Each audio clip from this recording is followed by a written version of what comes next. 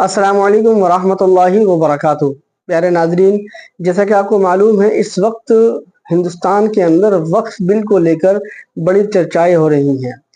वक्फ bill pass करने की कोशिश की जा रही है और इसके अगेंस्ट उसको रोकने के लिए जगह जगह धरना प्रदर्शन भी हो रहा है। अमित शाह ने जो वक्फ बिल के ताल्लुक से कुछ बातें कही हैं कि ये बिल तो पास होकर रहेगा और इसको पास कराया जाएगा। एक क्लिप आपको दिखाएंगे याली, और इसके बाद एक मौलाना ने वक्फ बिल की हकीकत बताई है कि वक्फ बिल असल में है क्या। तो चलिए सबसे पहले अमित शाह की वीडियो देखते हैं, इसके बाद उन मौलाना की वो तकरीर सुनते हैं जो वक्फ बिल के अगेंस्ट कह रहे हैं। वीडियो क्लिप आपकी स्क्रीन पर। हम वक्फ बिल को संविधान से संरेखित करने का काम कर रहे हैं। कोई भी बिल, कोई भी कानून संविधान के स्पिरिट से ऊपर नहीं हो सकता है। एक फैसला वक्फ बोर्ड करता है, उसको देश की अदालत में चुनौती नहीं दे सकते। ऐसा भारत जैसे देश में कैसे चल सकता है? हमें कतई मंजूर नहीं है, आपके ये मंजूर नहीं है। लिहाजा हम ये पुरजोर मुतालबा करते हैं कि इस जालिमाना बिल को हुकूमत वापस ले। मोहतरम हजरात, इस मुल्क को हमने आजाद कराया। इस मुल्क में अंग्रेजों के खिलाफ सबसे पहले आजादी का नारा हम मुसलमानों ने दिया था। इस मुल्क को हमने, इस मुल्क की सरजमीन को अपने खून से सींचा है। इस मुल्क को अंग्रेजों से आजाद कराने में सबसे ज्यादा कुर्बानियां हमने दी हैं। जंग आजादी में हमारे आबा व अजदाद की गर्दनें कटी हैं। हमारे उलमा फांसी के कंधे पर, फांसी के झूले पर झूले, फांसी के फंदे पर झूले हैं। उन्होंने इस मुल्क को आजाद कराने में अपनी जान का नजराना पेश किया। और आज हमारी कुर्बानियों की बदौलत जब इक़्तिदार तुमको मिला है, तुम हमसे वफादारी का सर्टिफिकेट मांगते हो। हमको इस मुल्क में गद्दार साबित किया जाता है। हमारे लिए इस मुल्क की सरजमीन को तंग किया जा रहा है। याद रहे, मुसलमानों ने हर दौर में जुल्म ज्यादती के खिलाफ आवाज उठाई है। हमने किसी जालिमाना कानून को न अंग्रेजों के जमाने में बर्दाश्त किया था और कयामत तक कभी बर्दाश्त नहीं करेंगे इंशाअल्लाह। अगर हुकूमत हिंद मुसलमानों को ताकत और हर दरमी से दबाने और झुकाने का ख्वाब देख रही है तो उसे इस ख्वाब से बाहर आ जाना चाहिए। हम इस मुल्क में न अपने साथ न इंसाफी को बर्दाश्त करेंगे, न मुल्क के किसी भी तबके और शहरी के खिलाफ बर्दाश्त करेंगे। जब भी इस तरह की कोशिश होगी, खा दलितों, आदिवासियों, सिखों के खिलाफ हो या क्रिश्चियन के खिलाफ हो या बुद्धिस्टों के खिलाफ हो या किसी भी तबके के खिलाफ हो, हम मुसलमान हमेशा जुल्म के खिलाफ लड़ने वालों में सबसे आगे रहेंगे इंशाअल्लाह।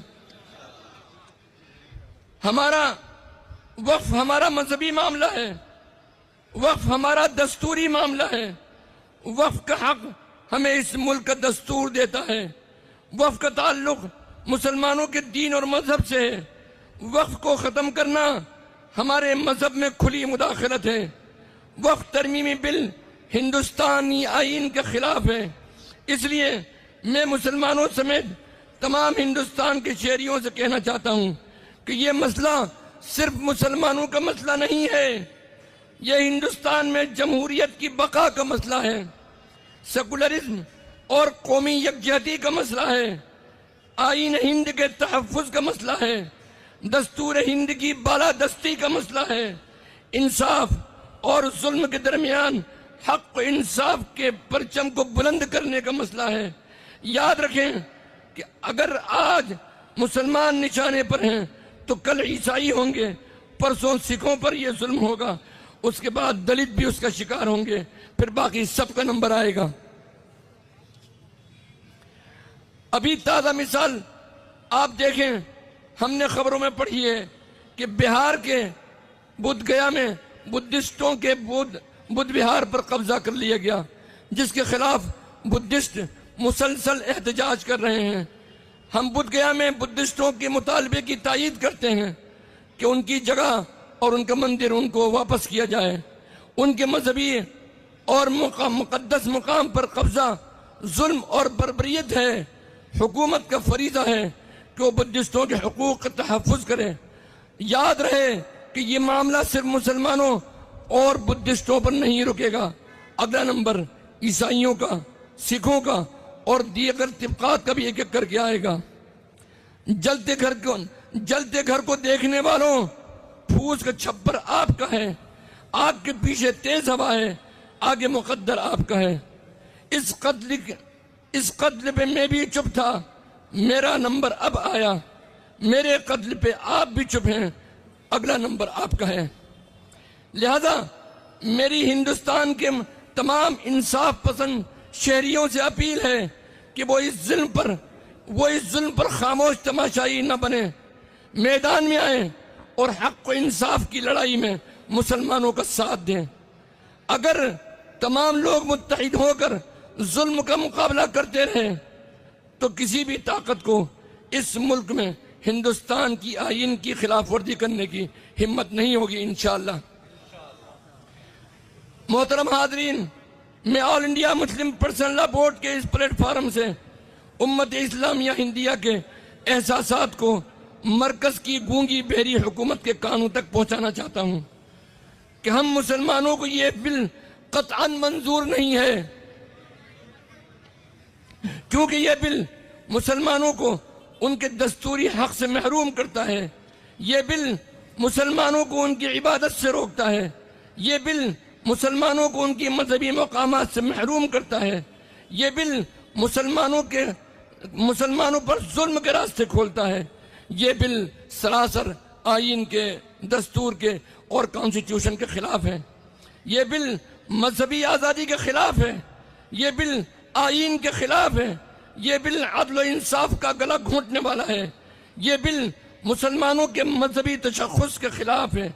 मुसलमानों के मजहबी मकामात के इंतज़ाम में गैर मुस्लिमों को दाखिल करना यह सरासर ज़्यादती है। वक्फ बाय यूज़र को ख़त्म करना वक्फ को हड़पने की एक साजिश है। यह बिल आईन हिंद के आर्टिकल 14, आर्टिकल 25, आर्टिकल 26 के खिलाफ है। लिहाजा हम सब पूरी क़ुव्वत के साथ में हुकूमत को बता देना चाहते हैं कि हमें यह बिल न कल मंजूर था, न आज मंजूर है और न इंशाअल्लाह कभी मंजूर होगा। देखा आप लोगों ने कि मौलाना ने कितना शानदार बयान दिया है वक्फ बिल के ताल्लुक से। पहली वीडियो में अमित शाह ने वक्फ बिल को लेकर कितनी सख्त अल्फाज कहे हैं, लेकिन बाद में मौलाना ने वक्फ बिल के ताल्लुक से कितना अच्छा बयान दिया है कि कितना खतरनाक हो सकता है ये वक्फ बिल मुसलमानों के लिए। तमाम हज़रात से दुआ की दरख्वास्त है कि अल्लाह रब्बुल आलमीन से दुआ करें कि अल्लाह रब्बुल आलमीन ऐसे लोगों के नाकाम इरादों को कभी पूरा ना करे और वक्फ बिल की ज़मीन को मुसलमानों के हक में ही रहने दें। आप इसको दूसरे लोगों तक ज़रूर शेयर करें। मिलते हैं किसी नए बयान या किसी नए अपडेट के साथ। अस्सलामु अलैकुम व रहमतुल्लाहि व बरकातुहू।